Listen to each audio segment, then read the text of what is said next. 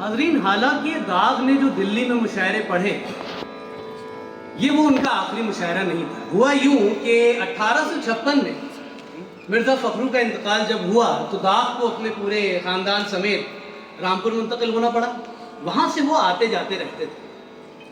تریبھون ناتھ دچھی زار دہلوی صاحب ایک مشاعرے کا ذکر کرتے ہیں جس میں داغ نے رامپور سے آ کے دلی میں شرکت کری. اس مشاعرے میں حاضرین در نظر قافیہ تھا، در کی صورت بشر کی صورت یہ ردیف تھا. مولانا الطاف حسین حالی نے اپنی ایک غزل پڑھی جس کا مطلع تھا ان کے جانے سے یہ کیا ہو گئی گھر کی صورت، نہ وہ دیوار کی صورت ہے نہ در کی صورت.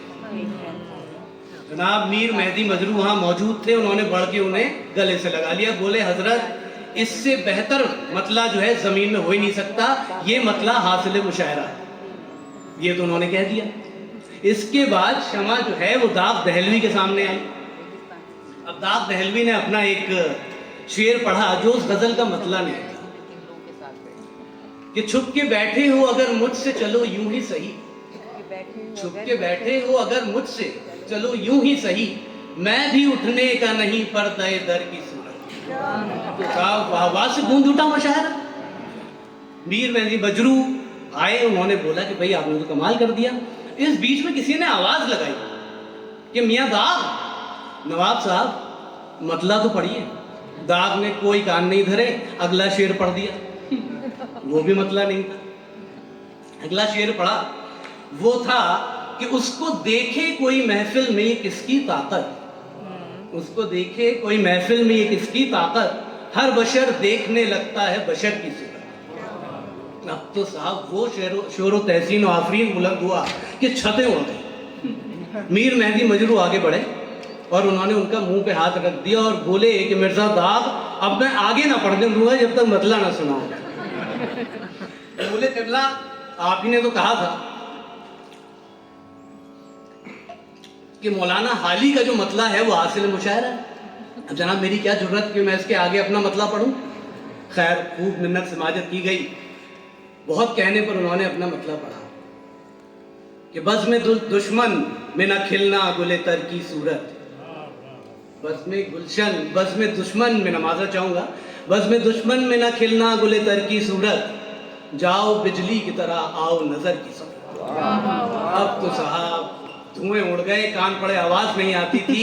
یہاں تک کہ مولانا حالی نے بار بار یہ مطلع پڑھا اور بولا کہ جناب حاصل مشاعرہ یہ مطلع ہے. اور بولے کہ واقعی داغ داغ ہے بلکہ ایک روشن چراغ ہے. حاضرین یہ وہ دور تھا جب دلی اور لکھنؤ کے آسمان کے ٹوٹے ہوئے ستارے سب فلک رامپور کی نور افشانی کر رہے تھے. بڑے بڑے شاعر عروج، شاداں، مینائی، جلال، ان سب نے رامپور کو رشک دلی اور لکھنؤ بنا رکھا تھا. اب داغ کے ساتھ کیا تھا کہ جب تک وہ دلی میں تھے تو بھئی استاد شاعروں سے ان کا سامنا تھا، ان کے سامنے وہ زیادہ پنپ نہیں سکتے. لیکن جب رامپور پہنچے تو سب اپنی ہی لیگ کے شاعر سمجھ میں آئے اور اس کے اوپر سے دلی کی زبان، اس کی برجستگی، مصروں کی وہ چستی. چھا گئے صاحب، ان کی تو گڈی چڑھ گئی. وہاں ان کو وہ شہرت ملی کہ اس کا کوئی جواب ہی نہیں تھا. ٹھیک ہے، اب کیا ہوتا تھا کہ جس مشاعرے میں جاتے تھے لوٹ لیتے تھے.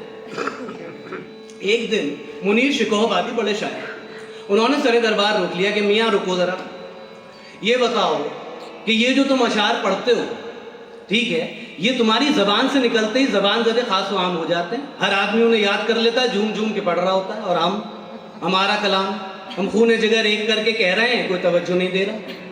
داغ شریف آدمی سن لیا، بیچارے چپ چاپ منہ نیچے کر کے کھڑے تھے. امیر مینائی پاس میں بیٹھے ہوئے تھے. بولے منیر صاحب یہ خدا داد مقبولیت ہے، اس میں آپ کا اور ہمارا کوئی بس نہیں چلتا. اکثر جو ہے حاضرین داغ پر یہ الزام لگایا جاتا ہے کہ یہ تو صرف عشق و عاشقی کی شاعری کرتے ہیں، عامیہ شاعری کرتے ہیں، ان کو چھیڑ چھاڑ سے باز نہیں آتے، یہ تصوف ان کے ہاں نہیں ملتا، مذہب کی کوئی شاعری ان کے ہاں نہیں ہے، فلسفہ ان کے ہاں نہیں ہے. تو بھائی اب جب ہم اتنی بڑی محفل سجا کے بیٹھے ہیں تو میرا فرض بنتا ہے کچھ ایسا کلام بھی آپ کے سامنے رکھوں جو ان کے ڈیفنس میں ہو. تو جب یہ نواب کلب علی خان کے ساتھ حج کرنے گئے تھے تو انہوں نے خانہ کعبہ کے سامنے کھڑے ہو کے ایک حمدیہ غزل کہی تھی. اس غزل میں ظرافت بھی ہے, ٹھیک ہے, اس کے ساتھ ایک معافی کا لہجہ بھی ہے, ایک اعتراف کا لہجہ بھی ہے, اور یقیناً وہ غزل, وہ حمدیہ غزل اپنے آپ میں بہت خوبصورت غزل ہے.